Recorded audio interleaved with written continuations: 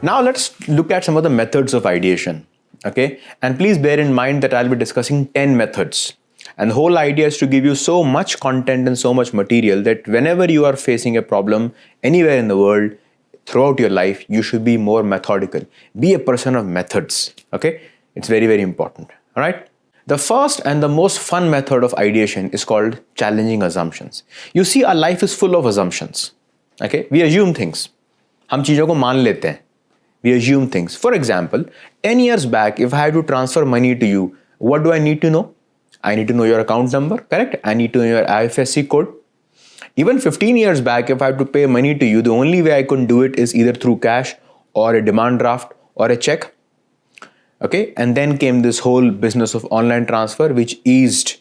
Even there, we had a waiting period. It was not instant. Now, today I'm paying money to people without knowing their account number and IFSC code. How? Of course, through UPI. You see? So the assumption was what? I need to know your account number and I need to know your IFSC code. Today I'm doing it without all of that. So I've challenged the assumption, correct? All right. Now somebody can argue that at least I need to know your phone number, correct? No, even that assumption is not anymore true. I'm paying money to all these vendors without knowing their phone number. How? Exactly, through the QR code. Now somebody can argue that at least for using QR code, I need to have a scanner and a smartphone. Is it so? No. There is a whole, UPI 123 app which is available where I can pay money to you without even having a smartphone, even without having internet connectivity, through SMSs. So every time I have assumed something, innovation and creativity is all about challenging the assumption. Okay, and I would like you to watch this very fascinating video by James Dyson. Now think about that for a moment. A fan. All of us have seen a table fan? Yes? Okay. If I have to innovate a table fan, what are the assumptions that I'm never touching? So what are the components of table fan? Well, a table fan needs to have a blade, needs to have a motor, needs to have a casing for protection purpose, and it needs to have a swiveling mechanism so that it needs to have electricity, it needs to have a stand, it needs to be having a certain shape, okay? And I can keep thinking of assumptions.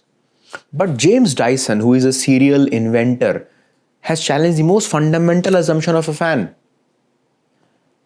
Can you imagine a fan without blades? That's your Dyson air multiplier. Without stealing the thunder, I would like you to pause the video right here and go through this fascinating mechanism on how we can design a fan without blade. Well, today we're launching our air multiplier. It's a fan, but the most noticeable thing is that it has no fan blades. And it doesn't have the... I hope you found the video very useful, and I would like you to also go and check on your own the bagless vacuum cleaner. Now, throughout the eons, vacuum cleaner is assumed to have a bag, right? All vacuum cleaners have a bag. A bag is where you are sucking air through a bag, and the bag has very, very small pores that do not allow the dust to go through. So dust gets collected in the bag. After a point of time, the bag is full and the sucking capacity of the vacuum cleaner comes down. So you have to empty the bag, and then once again you put the bag, and the process goes on. What James Dyson did is that he studied vortexes, he studied cyclones, he studied torpedoes and things of that sort, and he devised a mini sort of a cyclone inside a vacuum cleaner. And through this mechanism of air rotating at a very high speed, he created this brilliant vacuum cleaner, which again, I would like you to go and check on your own. And in fact, that should be your habit. If you really want to be a creative person, go out and check what kind of creative stuff people are doing. These are fundamentally brilliant inventions and innovations, okay? So, what did you understand? The thing is that whenever you are trying to innovate something new, you have to attack at the heart of the old. Challenge the most fundamental assumption. The most fundamental assumption is that we can't think of anything without it. That is what we need to attack. For example, for the longest time, if I had to use Wi-Fi, if I have to use, in fact, for the longest time, if I had to use internet, I need to connect it through a physical port. But today we are all using Wi-Fi. The assumption I'm having is for me to charge my phone, I need to connect it through wire. But no, we have vitricity, wireless electricity. So the world is full of those amazing innovations where you went ahead and challenged the most fundamental assumption.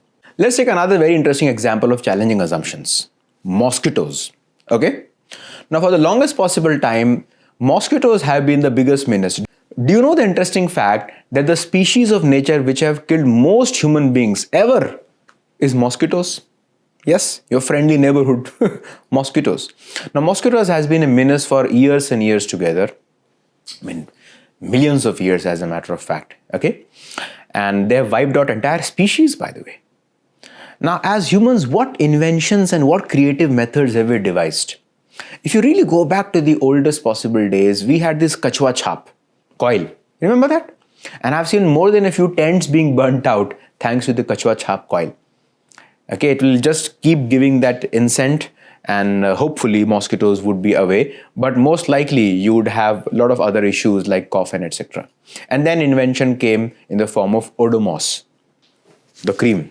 The funny thing about Odomos cream was that it will not only repel mosquitoes, but will also repel fellow human beings. So not only mosquitoes, your other friends will also not want to come close to you if you have used Odomos. And then came the vaporizing mats.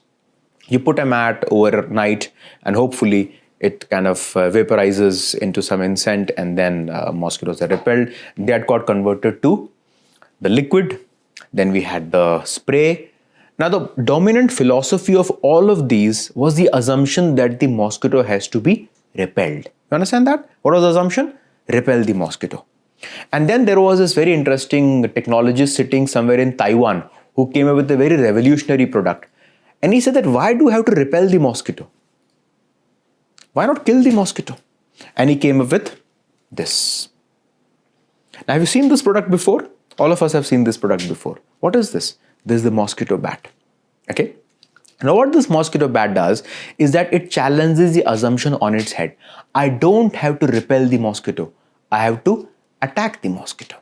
I have to kill the mosquito. Okay? And while I'm killing the mosquito, I've really taken a very contrarian view. Now, have you ever seen a mosquito or a fly getting baked before? Think. Yes, exactly. In all restaurants. In all restaurants, at all hotels, have you seen that neon colored set where all these flies are trapped? What this gentleman did is that he converted that form factor from a B2B to a B2C context. And in the B2C context, what has happened suddenly is that by giving this very funky shape of a racket, which is infinitely pleasurable, you are now falling short of mosquitoes which you can possibly hit. And with this swing, you can hit so many mosquitoes, right? So many mosquitoes you can hit. And this is a great example of challenging assumptions. So you see, the world around you is full of assumptions. And every time as a youngster, as a youth, you have the power of challenging assumptions. ऐसा क्यों? ऐसा क्यों नहीं? So क्यों और क्यों नहीं? दोनों ही सवाल जरूरी है यहाँ पे. So I hope this technique of challenging assumptions is very useful to you. Let me give you a small assignment, okay? Don't have to turn the assignment back or submit it. Just it's for fun. Helmet, okay? Now, what are the assumptions that we have with the helmet? All of you must be using, or I'm hoping should be using a helmet. What are the assumptions of a helmet? Number one, helmet has a weight. Yes. Helmet has a fixed size. Yes. Helmet has to be purchased. Yes. Helmet has to be stored. Yes. Helmet has to have some sort of a maintenance repair. Yes. And helmet also restricts your view because you do wear it, right? So these are all assumptions of the helmet. So write down the assumption in the form of a mind map and one by one question the assumptions. What if helmet doesn't have a standard shape? Can I make a collapsible helmet? Why not? Okay. What if helmet doesn't have to be purchased? Can I rent the helmet? Why not? What if helmet doesn't have any weight? Can I have a helmet which does not have any weight on my shoulders? Especially for children. It can be very inundating for the child if the heavy helmet, at least helmet is 250 grams or half a kg in certain cases. Now it has come off a lesser weight, but then it's not that safe. So what if the load on the shoulders and the neck can be reduced for a child, etc., etc. So the starting point of ideation is to challenge the existing and challenge the old, and nobody is more suited than you as a youth to be able to do so. So I hope this first technique of challenging assumptions is useful to you. Thank you so much.